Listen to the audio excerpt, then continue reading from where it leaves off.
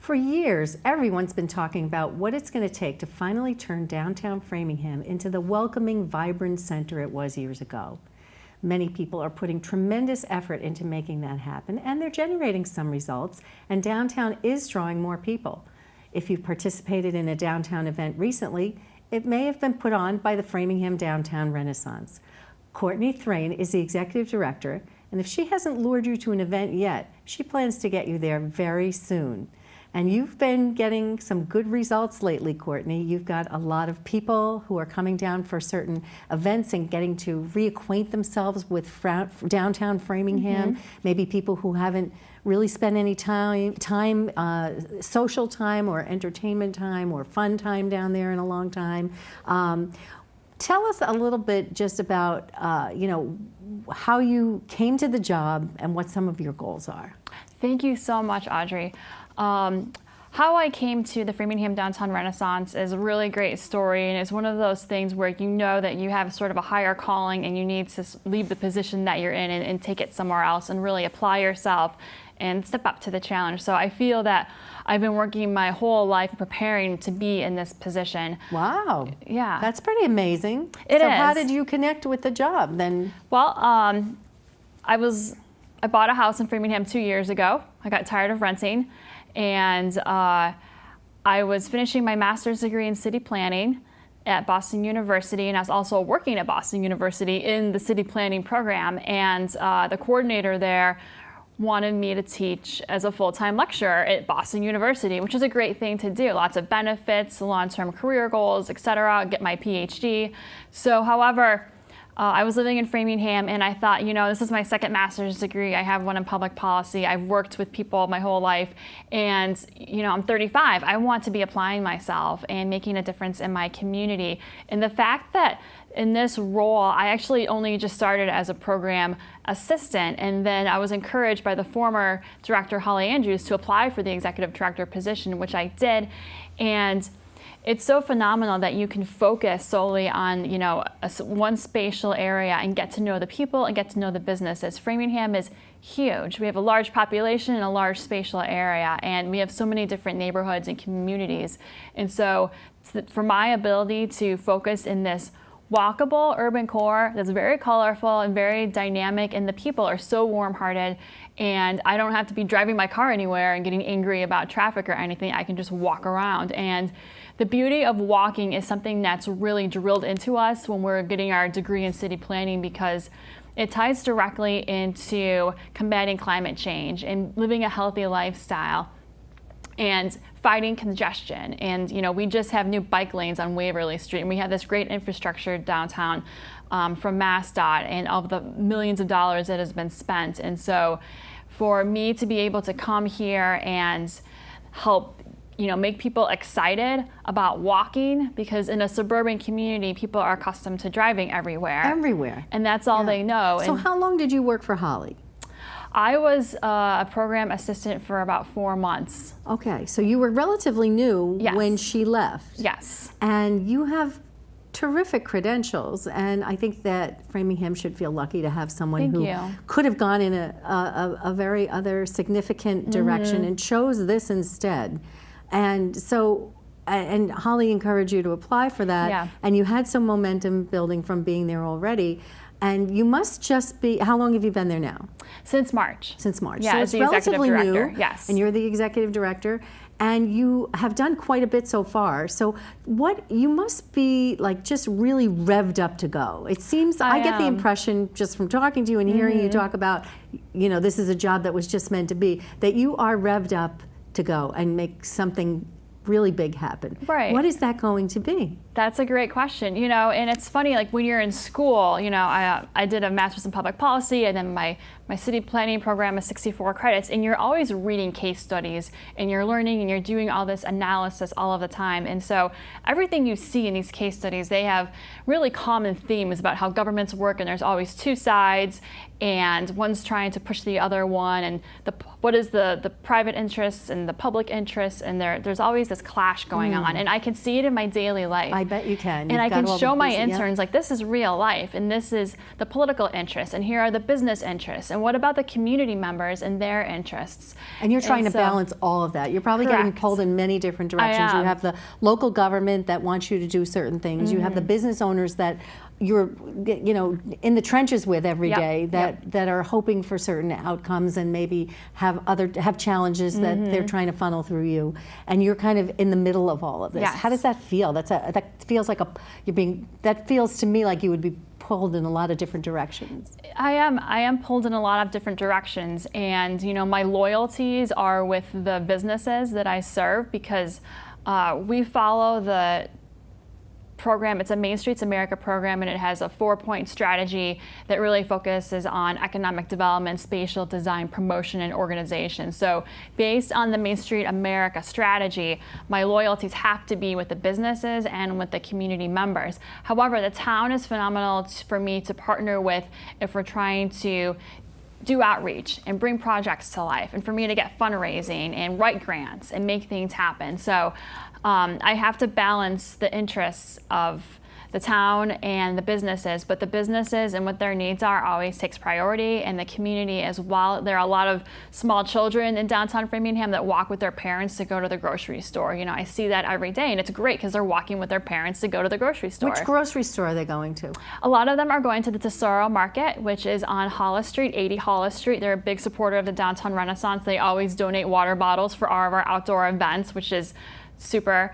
A lot of them go to the Brother Meat Market, which is next to Napa Auto Parts on Irving Street. Because I hear people say all the time, well, you want to put apartments downtown, where's people going to get their groceries? There's no grocery store down there. There's about 5 grocery stores downtown. So you have Tesoro Supermarket, you have the Brother Meat Market. On Union Avenue, right across from Town Hall in April, El Picante opened up another produce market, which has a lot of fresh produce. El Picante is also on Waverly Street, just west of the Depot Diner. And then you have the AJ Ciabra Market on Waverly, which is a larger supermarket. So those are all within walking distance of downtown Framingham. And so we are produce secure. And I see people walking with their family to the grocery store and walking back home, and they're not congesting the roads, they're being good to the environment, and they're getting fresh produce. And fresh produce is really important to the ethnic communities. They are not a TV dinner sort of culture. They really want food from the ground, and they'll spend hours preparing food, So that culture needs to be supported, and they're doing a great thing for the environment, the fact they can walk from their neighborhood and get what they need and go back home. So there's a big project or two on the horizon for downtown, with one on Waverly Street and one in Howard. Correct. And, Concord and Howard? Yes, that's true. So a lot more people will be moving into the downtown area. Can this all work with that many more people downtown? Are we ready for that? Yeah, that is a great question, and that's something that's on everyone's minds. Are we ready for that? And it goes back into how people mobilize themselves and behavior change. There's a trans-theoretical model of behavior change, and if you're trying to get people to go from driving their cars everywhere, especially if it's a privately owned vehicle, single occupancy, how do we get them to start riding a bike? Well, we have to make it efficient, and we have to make it safe. And so we want the folks that are moving into these apartment buildings to be having the infrastructure for safe transit, using the train, using the MWRTA bus, using their bicycles, because I think a lot of that question that you're answering pertains to traffic congestion, a lot of people, and also school systems and other services as well. And so I know the town is grappling with making sure we have more room for the students with the Mass Bay moving soon in 1919, I believe. So working together. And I think these luxury apartments are really going to target younger people, maybe those that may want to move out of Boston or Alston Brighton area that are used to cycling and walking and are looking for that kind of environment where they can get everything without congesting the roadways. But there are more amenities that we need to have downtown. A lot of people want even more open space than we have, and they want movie theaters and more convenient stores and things of that nature. So there's definitely room for all of that to happen. So people have to want to invest in downtown, and they want to have to invest not only in housing, but in some of the businesses that provide the services Correct. that new residents are going to be looking for. Correct. Are you seeing any movement in that direction, or is it more of like a chicken? It sounds like a chicken and egg situation. It is a little bit of a chicken and egg situation, but you're always going to have a few brave souls that come in there and start the process. Sofa Cafe just spent tens of thousands of dollars on internal demolition. That is a beautiful place. I mean, if people haven't gone to Sofa Cafe yet, they're missing out because. Yes. And from the outside, it doesn't necessarily look like anything unique, but when you walk in, I'd say it's the nicest coffee shop in Framingham. Yes, it's a beautiful store. Really. And it's more than really, a coffee shop because yes, they serve food too. They do have even lunch food. They have salmon dishes. It's beautiful. And quiche they and really all of that. They made a nice investment in They that. did, Yeah. and we need leaders like that who are brave and courageous and have pride and want to instill more pride. That was the final stop on our cafe crawl that we did on Sunday. So I wanted to make sure everyone had a chance to go into Sofa Cafe. BRZ Insurance just finished its internal demolition, and they put up a whole brand new facade at 107 Concord Street, which is just next door to Foda Cow, which has also spent a lot of money there. So those two businesses next to each other speak volumes about the investments that are going into downtown Framingham. And what about that whole strip that had the fire? I mean, how long is that going to sit like that, do you know? Yes, and so to my knowledge, there is a building permit on that property, and they are doing the internal demolition. Sometimes that process can vary how long that process takes. Yeah. There was one business that was completely displaced, the Framingham sub shop, and the others all found new homes in downtown Framingham, so which was great to see that they were all able to stay in downtown Framingham except for the sub shop. So hopefully by next year, fingers crossed, the building has been rehabilitated. So the Framingham Downtown Renaissance is actually an organization that is funded by the Framingham taxpayers, correct? Or is it a 501c3? It's a 501c3. So everything is, even your salary comes Correct. from fundraising, or? No, so I'll explain all of that to you. So we are a 501c3. My salary specifically comes from a community development block grant. Oh, the CDBG grant. CDBG yes. grant, Okay. yes, which the town allocates out. Sure. So the town gets the CDBG forgot pot, about that. and the Board of Selectmen are gracious enough to give us funding for my salary so that I can do this job every day, which I'm, extremely grateful for. We're not sure if that program is going to be around next year. So luckily, this first year that I can, I'm revved up to do my job. So luckily, this first year it's still in place. And the rest, all of the other work we do is from grants that we can get and other fundraising from corporations, community donors, et cetera. So we're very grateful for everyone that supports our ongoing mission. And to that point, we have to keep showing tangible deliverables about how we're improving the community, and we're listening to the businesses, and we're making a difference. And so we recently put in the 2-hour parking signs downtown, and that was an initiative that started from Richard Panza of Panza Shoes.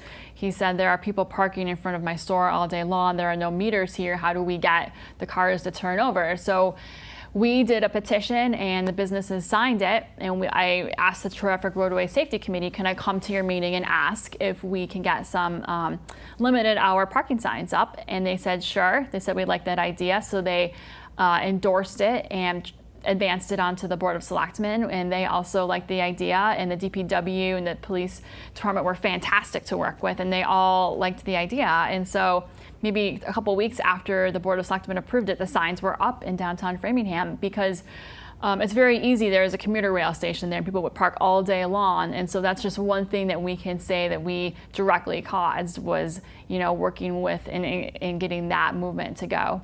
Good idea. Well. Yeah, that's great. Yeah, it is good. And then it really helps people start to change, think. yes. Yeah, positive change. Like if I'm a resident, where should I be parking? If I'm an employee, where should I be parking? How do we manage parking in downtown Framingham? Sure. That needs to be, well thought out. And yeah, that makes a lot of of sense. And so you mentioned the bicycle lanes, I think, yes. on Waverly Street. Correct. Now, this is all part of a Complete Streets program? Yes. How is that? Now, the streets in the downtown Framingham have all, the landscape there and the roadscape has all just been upgraded. Correct. Are Complete Streets a part of that? So MassDOT did the 126 project with the Rotary, and that is sort of part of it. I think it all overrelates. So Complete Streets basically is for making the roads so they're friendly to non-cars. Okay, You know, so alternate pedestrians modes and of bicycle- alternate modes of bicyclists. transportation. So Yeah. all of those folks there. And so what can we do to make sure they can cross the road safely, Right. or bicycle safety? We don't want bicyclists to be on the sidewalks when they should be on the road. Cycling. And so the town also got a $400,000 Complete Streets grant, which they used for a bike path on Dudley Road as well, across from the Cushing Park. That was just had ribbon cutting for that. And then they have these lanes that were striped by the DPW on Waverly Street, which is huge because I see a lot of people now riding their bikes on Waverly Street, which is great. And the fact that they're doing it and they're doing it safely speaks volumes. And Yeah. we want more people. Bicyclists never complain about bicycle congestion on the roads, to my knowledge, and so it's good if we can get more people to cycle. Yeah. So are you going to have rental bikes also in different, with those stations in different locations? Yeah, that's a great question.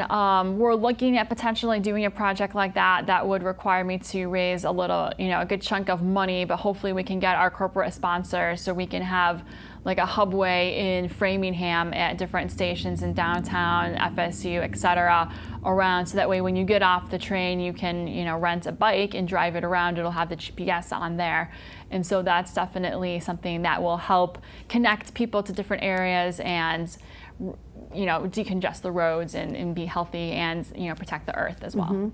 Absolutely. So with all of this, you have also the Downtown Framingham Business Coalition Correct. that you're working with. Yes. Can you talk a little bit about how the businesses are involved and what Yeah. are some of their goals and vision for the downtown area? Great question, thank you.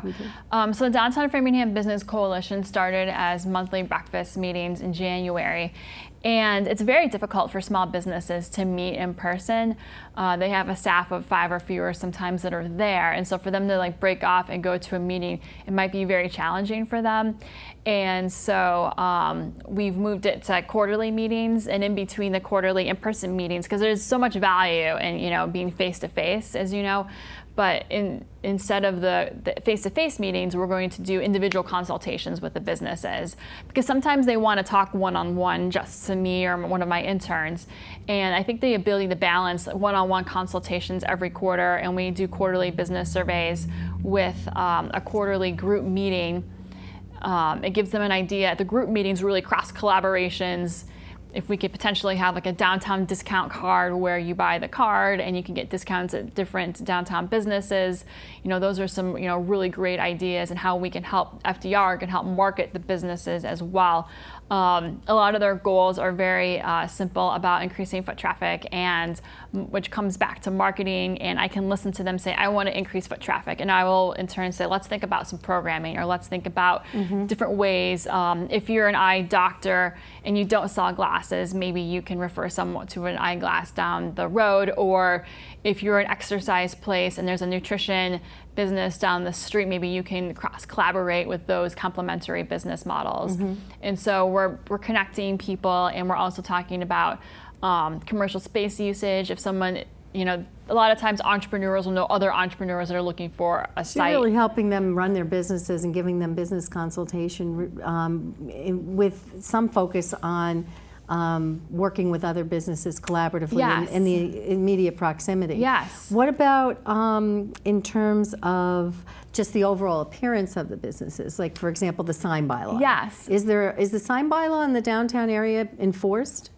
Yes, it is enforced. That's a great question. And the sign bylaw, Article 7, it has a section that's just for the central business district. And so from my knowledge, it's enforced from what businesses tell me. The town has a sign and facade improvement program, which is fantastic, and it's something that I love to help the businesses facilitate. So the community development block grant money can be spent on the sign and facade program, and businesses will get 3 quotes, and they will complete the application, and they will turn it into the town. And then part of their expenses on improving their facades or purchasing a sign will be subsidized by a community development block grant. So, is there any type of effort to try to get more universal facades, or less kind of patchy signs on the outsides of businesses, you know? Yeah, that's a great question because it really does go both ways. If you look on Union Avenue, they're all the same and there's zero branding. So that doesn't help those businesses at all to be memorable. When you walk in the mall and you see the different business signs, they're all different in and of themselves. But if you have the same type font block signage along the whole street, that can become an issue too. But then on the other side of the street, you might see where they're all different as well. So it definitely goes both ways, and I think people want to have the same like background, and then you could also have the sign logo and the wording be unique to itself, like you would see at Shoppers World. They get to have their own sign logo, but the background is the same, which I think that's the question that you're asking. So with the new government coming in place, people will definitely be looking at the sign bylaw and what we can do to improve it, so that way when you're walking down the street, you don't have to necessarily have a wall sign. If you go to Brookline, Harvard Avenue, you know, they have a lot of the perpendicular signs that you can see that are very attractive too and very vibrant for the nightlife. So we're looking at that closely. Looking at maybe using those on some of the facades downtown? Yeah, so we have a bracket sign that should be going at mid-September at an Irish pub called Danny Sullivan's there in Irving Square. And the town approved the bracket sign permit within 2 days, and so they did this. They had their sign subsidized by the Community Development Block Grant as well. So we went through that whole process with them. So we're very excited to see that sign come up and say, we made a difference, and this is something they can see from, all the way on Hollis Street. If you're looking down, you'll be able to see that sign, which it helps out because that business is kind of hidden. Good. So why is now different than the past in terms of the likelihood that the downtown is actually moving in the right direction? That's a great question. And I moved to Framingham 2 years ago, so I'll do the best I can with that answer about the past. That's a little bit sometimes where I struggle knowing the dynamics and the nuances of the past and what was going on with the government. I think right now, we're in an election season and people are very excited about the possibility of change and with the city charter and how that's going to work. We've been working very closely with consultants from across the state. There's the Massachusetts Downtown Initiative and bringing people into downtown Framingham. And I think Framingham is really special because it has a place, I'm going to keep going back to this walkability, and you don't necessarily have to drive a car, and you can use rideshare, you can use your bicycle.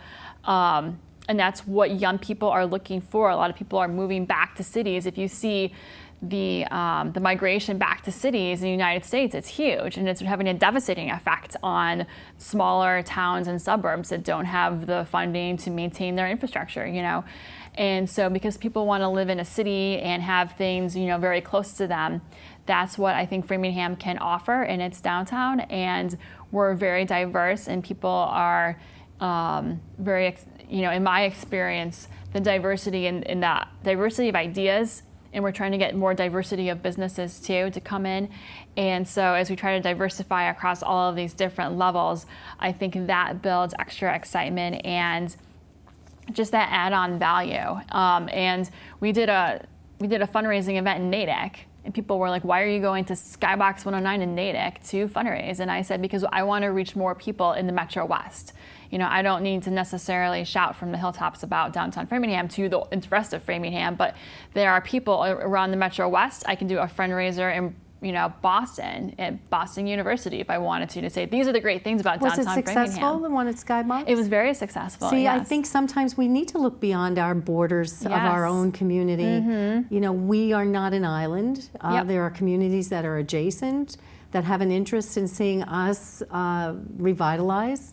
And it makes, when rising water floats all ships, is that how it goes? You've got it, exactly. We have quarterly community strolls where we go to different nighttime establishments, like Exhibit A, Springdale, Depot Diner, Photo Cow, and we get people from Worcester and Westboro and Ashlands in Natick that come on these strolls with us, and they say, oh, this place is easy to walk around at night and or during the day. So it's very, that's our biggest thing, that we have the infrastructure here, and now just building the excitement around it and getting more investment. Is safety an issue? Are people worried about safety downtown? Yeah, people are worried about safety downtown, and I think that is a warranted issue. A lot of people from the past that don't go downtown just assume that it's not, a good place to be. I walk the streets of Hollis Street every day, so I'm there, Hollis and Irving, like that's my turf, and I walk it every single day by myself typically. I'm a woman, so I don't have any issues, and I'm not afraid walking downtown like some people are. So that's why I like to do these strolls and these tours to show people like it's okay to walk downtown. But if you see something that can be perceived as disorderly conduct or disturbing the peace, or if you see people like vagrant behaviors and you're not sure about, and it might make you nervous, those are the folks that we have to, address, because I want people to feel safe bringing their business there, and I want them to feel safe bringing their kids there, or if that's a place where they need to go to just relax and have their Zen moment, and heal, like that's where everyone should be able to go to accomplish those goals as well. And it should be, public space is challenging. Yeah, and it's a perception as well as a reality. Yes. It might be more of a perception than the reality. I don't know. It You would know depends. better than I would. Yeah, it's a perception if you don't ever go down there. Right. If you're a business owner and you run a business there, the businesses, especially at Hollis and Irving, they're usually in a great mood. And then sometimes that's where, if they have an issue, I can step in and help them, because we want to make sure people have access to their buildings and they can easily walk into their buildings. These are public sidewalks people are allowed to be.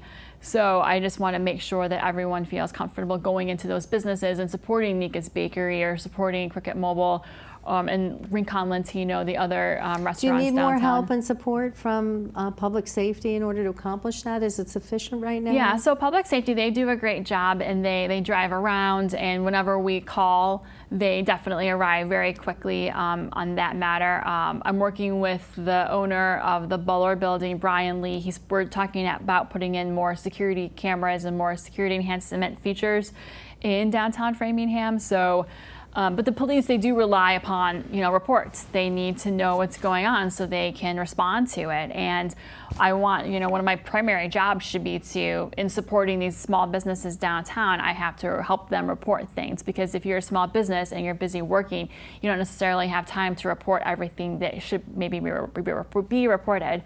So my job is to go and help report things to make sure that we're on track and we're holding people accountable. It sounds like your job is many, many, many things. It does, and that doesn't you're pretty it? excited about I doing am, it, and yeah.